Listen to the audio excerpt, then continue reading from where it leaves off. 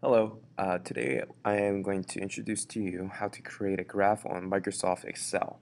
Now, you might already know how to create a graph using your freehand. Now, that is a good method to use whenever you're taking notes or just quickly observing some data and just want to make a quick note to yourself.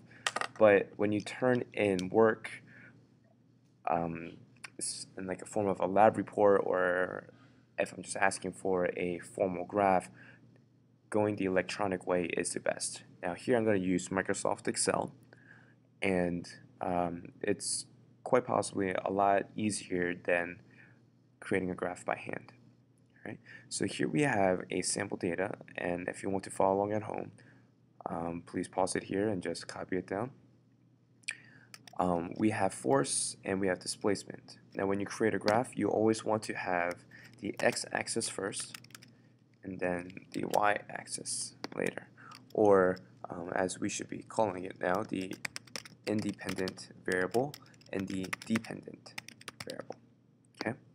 Now after you have your chart set up, what you want to do is highlight your data set, go to the charts tab, choose the XY scatter plot. All right. Now it's the XY scatter plot and not the line graph. You want the scatter plot. Choose the mark scatter option, and there you have it. You have a graph straight off the bat.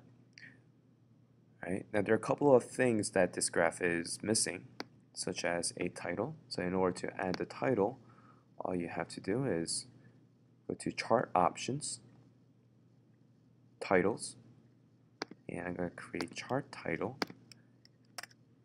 and just choose a very simple title, such as, let's see here, displacement versus force. Now remember, when you create a chart title or a graph title, it is always going to be y versus x. Okay, and as you see here, it already puts it up there for you. Oh, where did it go? Let me just put it down there. We need a x-axis, horizontal axis title, and we are going to make that, what was it, force.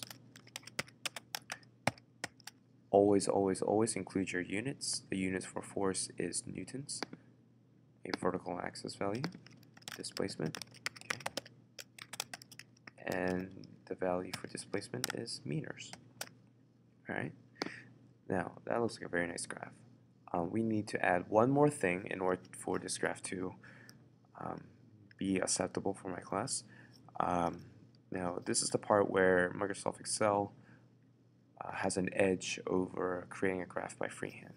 You want to create a line of best fit, or a trend line, as Excel likes to call it. So in order to do that, right click one of the points, and there's a little option there that says add trend line. I'm going to click on that, and here we have several different options. Okay, you can choose a different color for a trend line. You can create a little shadow if you're really into that. And this is the option that I want you to pay attention to. It shows you different types of trend lines that you can add, such as a linear trend line, a logarithmic, polynomial, power exponential, or a moving average. Now, in class, we will always most likely choose the linear option, or the polynomial, and or the power trend line. In order to figure out which trend line you need to use, just take a look at your data points. Okay, here it looks like it's mostly in a straight line, so I'm going to click linear, and then go to options. I can create a name for my trend line, such as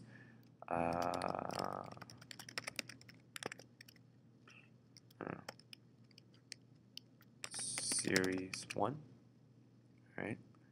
And then I can set it so that the equation, the line of best fit, appears on the chart as well. Okay, and click OK, and there you have it. You have a wonderful graph that you can copy and paste onto Microsoft Word, or I'll do that now. Okay.